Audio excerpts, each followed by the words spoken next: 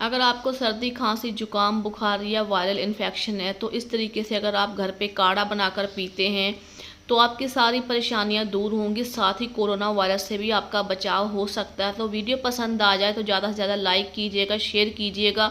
चलिए बनाते हैं काढ़ा। आपको लेना है, देखिए यहाँ पे गिलोय। गिलोय बहुत आसानी से आपको कहीं भी मिल जाती है। और आपको लेना है यहाँ पे तुलसी के 6 से 7 पत्ते, और इसके साथ आपको लेनी है 6 से 7 काली मिर्च, और लेना है आपको यहाँ पे अदरक। अदरक अगर आपके पास है तो आप अदरक ले लीजिए। अगर आपके पास इस तरीके की कच्ची हल्दी है, इस समय तो आसानी से मिल जाएगी आपको मार्केट में कहीं भी कच्ची हल्दी। अगर कच्ची हल्दी है तो वो ले ले, या दोनों चीजें भी आप इसमें इस्तेमाल कर सकते हैं।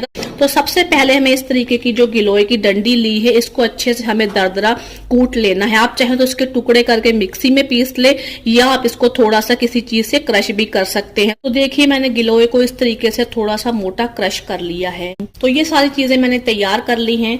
तो अब यहाँ पे हमें लेना है पानी। मैंने यहाँ पे 1/2 लीटर पानी लिया है। सबसे पहले हम इसमें काली मिर्च डाल देंगे, तुलसी के पत्ते डाल देते हैं, साथ ही हम ये गिलोय को डाल देते हैं,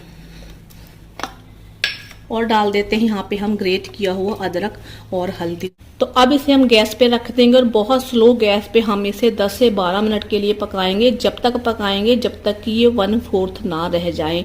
स्लो गैस पे आपको पकाना है, हाई फ्लेम पे नहीं पकाना है। स्लो गैस पे पकाएंगे तभी सारी चीजों का असर इस पानी में आ सकेगा।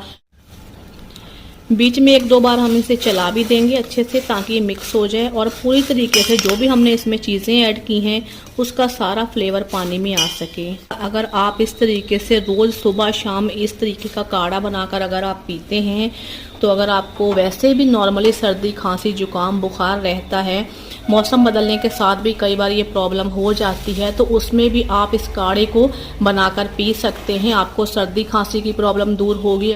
तो इसी तरीके से हम इसे 4 से 5 मिनट तक और पकाएंगे, जब तक ये 1/4 ना रह जाए।